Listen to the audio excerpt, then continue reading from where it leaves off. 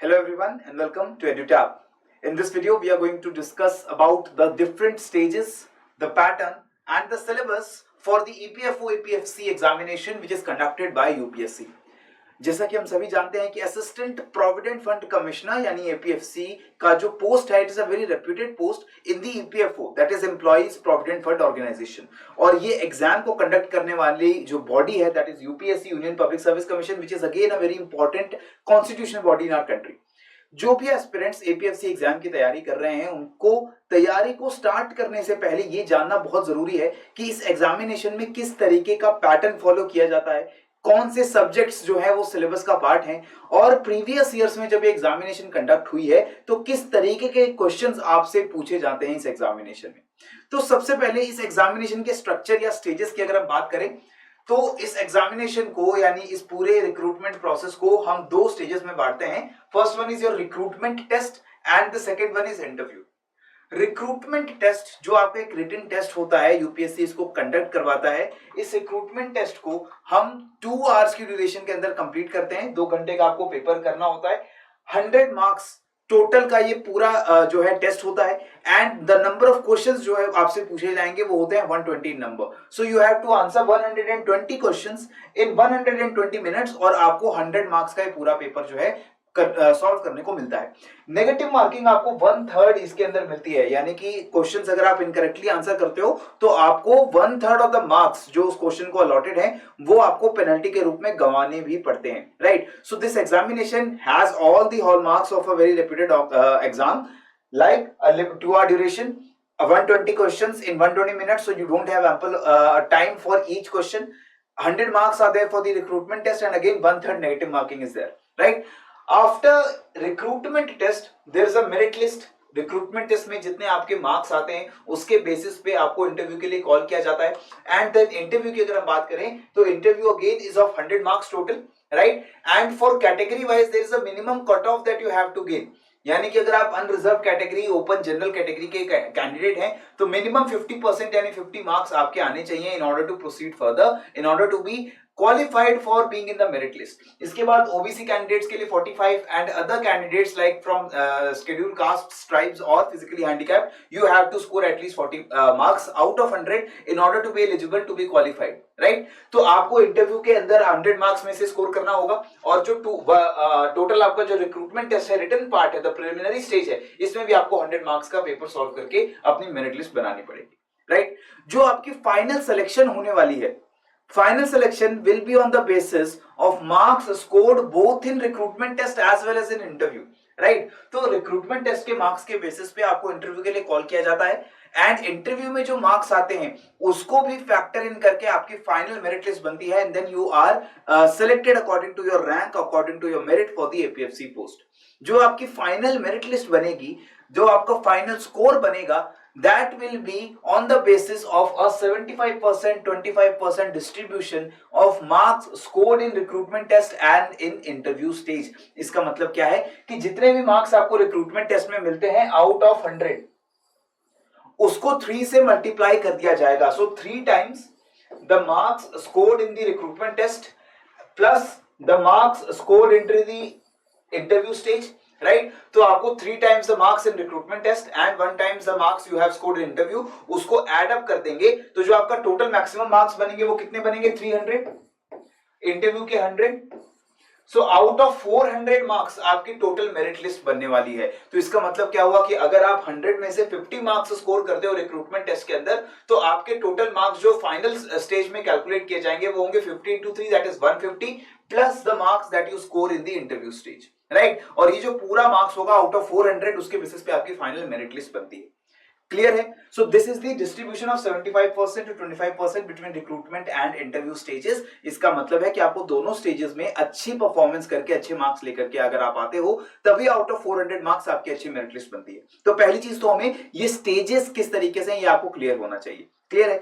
अब ये जो हमारा रिक्रूटमेंट टेस्ट है जिसमें आपको 120 क्वेश्चंस पूछे जाने वाले हैं, all these questions will be objective in nature, right. Objective questions यानी एमसीक्यूज है, हर क्वेश्चंस पे आपको ऑप्शंस अवेलेबल होते हैं 4 और उन 4 ऑप्शंस में से आपको करेक्ट आंसर चूज करना पड़ता है। तो यहां पर हमें क्या चीजें पता लग गई जो हमने नोट कर ली है।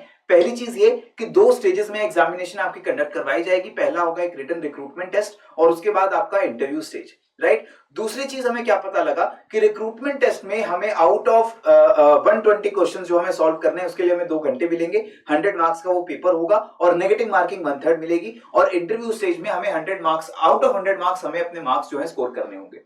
तीसरी चीज जो हमें यहां पर नोट करनी है कि जो फाइनल मेरिट लिस्ट बनती है on the basis of which you are going to be selected और recruited for the APFC post, वो मेरिट लिस्ट आपकी 75-25 के रेशियो में रहती है। इसका मतलब 3 times the marks scored in the recruitment test plus the marks scored in the interview stage, that will be your final score according to which you will be ranked in the final merit list, right? And last चीज हमें क्या पता है कि ये जो हमारा recruitment test है ये ऑब्जेक्टिव इन नेचर है। एमसीक्यूज आपको पूछे जाते हैं और आपको जो 120 क्वेश्चंस है सभी के सभी क्वेश्चंस आपको एमसीक्यू फॉर्मेट में पूछे जाएंगे। क्लियर? अब जब हमें पैटर्न क्लियर है, हमें स्टेजेस ऑफ एग्जाम क्लियर हैं, तो इसके बाद बात आती है सिलेबस की कि हम किस सब्जेक्ट्स को पढ़ते हैं एपीएफसी एग्जाम के लिए। So the exam for the recruitment of APFC, it was last conducted in the year of 2015 and before that it was conducted in year 2012. जो syllabus हमें कमीशन की तरफ से दिया गया था उस टाइम पर, that syllabus is divided into 2 parts. पहला पार्ट है जनरल इंग्लिश का, राइट। जनरल इंग्लिश के अंदर हमें जो हमारी कॉमन अंडरस्टैंडिंग है इंग्लिश लैंग्वेज का, यानी कि जो स्पोकन इंग्लिश है उसके ऊपर हमें ज्यादा क्वेश्चंस पूछे जाते हैं और we need to have an understanding of English language and workman like use of the words. So आपको जो क्वेश्चंस पूछे जाते हैं उसमें आपकी कॉम्प्रिहेंशन स्किल्स टेस्ट की जाती हैं। एक पैसेज देकर उस पैसेज के ऊपर कुछ क्वेश्चंस पूछे जाते हैं जिसका आपको आंसर देना पड़ता है कि क्या करेक्ट ऑप्शन होना चाहिए। सिमिलरली ग्रामेटिकल एरर्स को स्पॉट करने के लिए, एंटोनिम्स सिनोनिम्स को फाइंड आउट करने के लिए आपसे क्वेश्चन पूछे जाते हैं in the general English part, right. Just like in other examinations जो ऑफ ईपीएफओ, जो ईओ की जैसे एग्जामिनेशन होती है, जिस तरीके के क्वेश्चंस वहां पर आपको पूछे जाते हैं, सिमिलर लेवल क्वेश्चंस आपको इंग्लिश के यहां भी पूछे जाएंगे। नेक्स्ट कम्स द पार्ट जो कि ज्यादा क्वेश्चंस आपको पूछे जाएंगे from the general studies section. General studies section में आपको बहुत सारे सब्जेक्ट यहां पर मेंशन कर दिए गए हैं। We have current events, that is current affairs, Indian culture heritage, freedom movement. Basically cultural heritage means the ancient and medieval history of India and freedom movement is the modern history of India, जो colonial rule Britishers के खिलाफ हमारा struggle था। इसके बाद बात आती है population development and globalisation, right. Next is governance and constitution of India, that is Indian polity. Next comes your Indian economy, trends in Indian economy. इसके बाद accountancy and auditing, industrial relations, labour laws, insurance, basic knowledge about computer applications. तो आपको computer की जो working knowledge होती है, बहुत detail में नहीं, कंप्यूटर्स की वर्किंग नॉलेज जो आपको एक कंप्यूटर ऑपरेट करने के लिए आनी चाहिए, वो बेसिक एप्लीकेशंस आपसे पूछी जाती हैं। जनरल साइंस आपसे पूछा जाता है, बहुत हाई लेवल का टेक्नोलॉजिकल क्वेश्चंस आपको साइंस से नहीं आते हैं, जो एनसीईआरटीज में हम लोगों ने 12th तक साइंस पढ़ी होती है, या करंट अफेयर्स में जो साइंटिफिक इश्यूज चल रहे होते हैं उसके ऊपर हमसे क्वेश्चंस पूछे जाते हैं। And finally maths, statistics and general mental ability, that is reasoning. तो इस पूरे सिलेबस को जो हमें लास्ट ईयर में मिला है कमीशन की तरफ से, अगर हम एनालाइज करें तो we can divide this entire syllabus into these following components. सबसे पहली बात आ गई जनरल इंग्लिश की, देन करंट अफेयर्स और current events, culture heritage and freedom movement जो इंडियन हिस्ट्री हो जाती है हमारी, फिर Indian economy, industrial relations and labour laws, auditing and accountancy, population development and globalisation जो कि थोड़ा सा ह्यूमन ज्योग्राफी और फिजिकल ज्योग्राफी से जुड़ा हुआ है। इसके बाद गवर्नेंस एंड कॉन्स्टिट्यूशन जो इंडिया का पॉलिटिकल सेटअप है, knowledge of computer application, basic computer knowledge, general science, insurance sector, mental ability statistics, social security schemes and miscellaneous. कुछ ऐसे क्वेश्चंस जो मिसलेनियस होते हैं, यानी कि उनको ऐसे डिमार्केट करना मुश्किल होता है कि वो किसी एक पर्टिकुलर कंपोनेंट से बिलोंग करते हैं, right. So these are the subjects that we have identified from the APFC examination syllabus in the previous years. Clear है? अब अगर हम लास्ट एपीएफसी एग्जामिनेशन को देखें, उस एग्जामिनेशन के अंदर जो 120 क्वेश्चंस हमसे पूछे गए, उनका एनालिसिस करने के बाद we can identify which subjects are more important or which subjects have more weightage in the examination।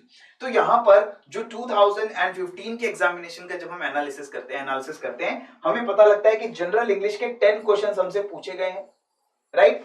Elementary maths and mental ability, quants और रीजनिंग से जुड़े हमें अराउंड 29 क्वेश्चंस पूछे जाते हैं। नेक्स्ट कंप्यूटर एप्लीकेशन के 9 क्वेश्चंस हैं, करंट अफेयर्स के 9 क्वेश्चंस हैं, जनरल स्टडीज का जो क्लबिंग पार्ट है इसके 48 क्वेश्चंस हमें आंसर करने होते हैं out of 120। Next is social security 9 questions and others 6 questions, right. Automatically हमें पता लग रहा है कि जो जनरल स्टडीज का कंपोनेंट है it is very important component.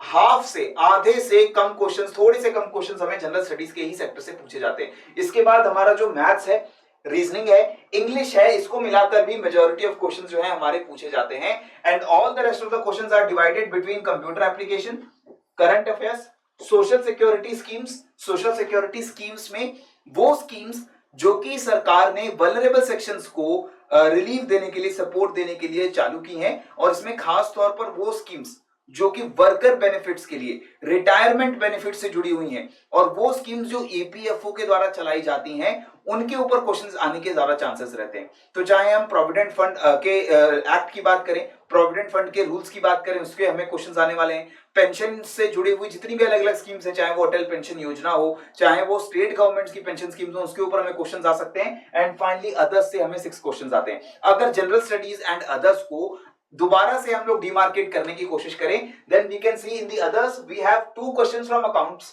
1 question from insurance, 2 questions from statistics and 1 question from IR, industrial relation and labour laws. तो आप कहेंगे कि शायद ये सिर्फ 6 क्वेश्चंस हमें accounts, IR, labour law, statistics और इंश्योरेंस से पूछे जाते हैं, ये शायद उतना इंपॉर्टेंट सेक्शन नहीं है। But this is not true, ऐसा बिल्कुल नहीं है। क्यों नहीं है ऐसा भी मैं आपको बताने वाला हूं। जनरल स्टडीज को भी अगर हम फर्दर देखने की कोशिश करें तो we have history 11 questions, geography से हमें 7 क्वेश्चन पूछे जा रहे हैं, 7 क्वेश्चन पूछे जा रहे हैं, 15 क्वेश्चन इकोनॉमिक्स से, 7 question from Indian polity and 8 question from general science. Now this is the trend which was seen in the 2015 examination.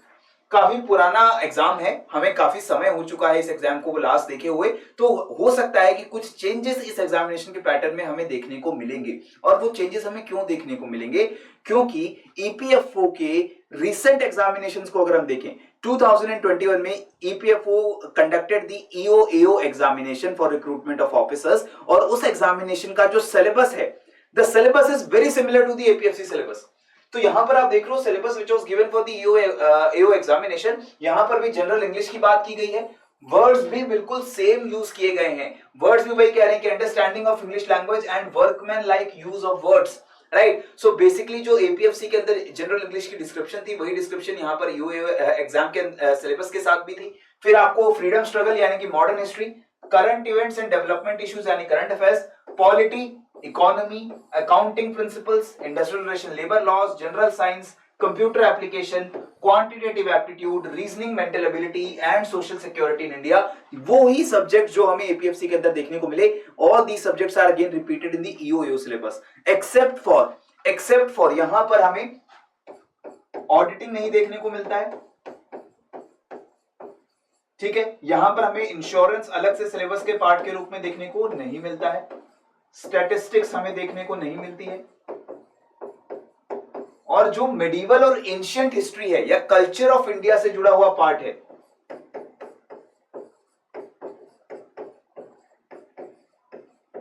वो हमें यहां पर ज्यादा देखने को नहीं मिलता है, ठीक है। So these are certain subjects which are there in the APFC syllabus but not in the EOAO syllabus. लेकिन हम ईओएओ सिलेबस की बात क्यों कर रहे हैं, दोबारा से मैं आपको क्लियर कर देना चाहता हूं, क्योंकि ये एग्जामिनेशन 2021 में करवाई गई है, कंडक्ट हुई है बाय यूपीएससी। और इस एग्जामिनेशन को जब हम स्टडी करते हैं तो हम क्या देखते हैं कि ये सिलेबस के अंदर से जो क्वेश्चन के पैटर्न पूछे गए वो थोड़ा सा यहां पर डिफरेंट है। We can see again 20 questions from general English, mental ability से हमें 15 क्वेश्चंस आ जाता है यानी मैथ्स और रीजनिंग से। अगर मैं कंप्यूटर एप्लीकेशंस की बात करूं तो 10 questions are from there, current affair से 15 क्वेश्चन है। लेकिन industrial relation and labour law से हमें काफी क्वेश्चंस पूछे गए, 7 क्वेश्चंस हैं।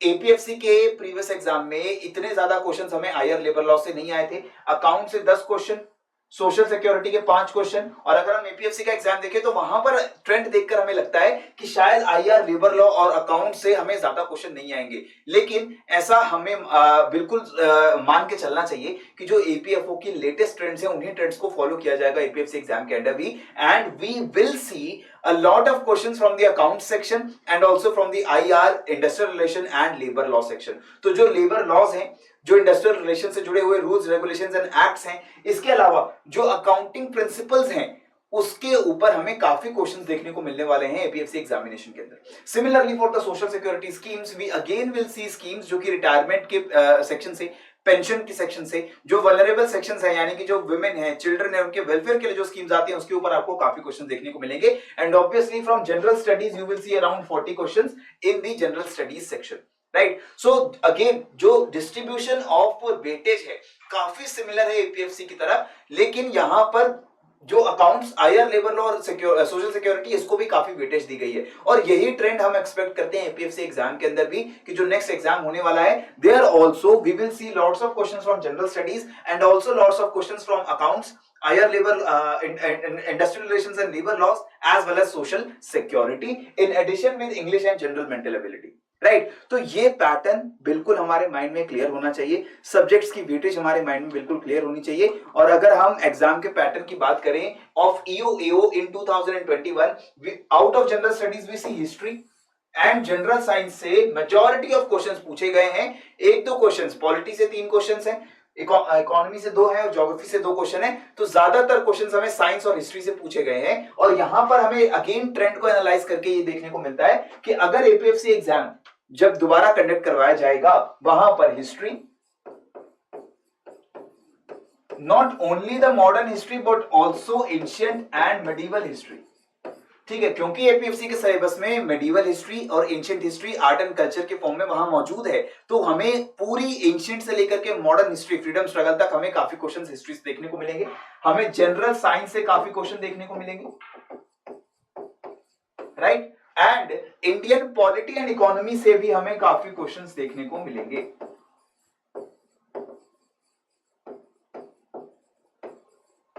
क्लियर?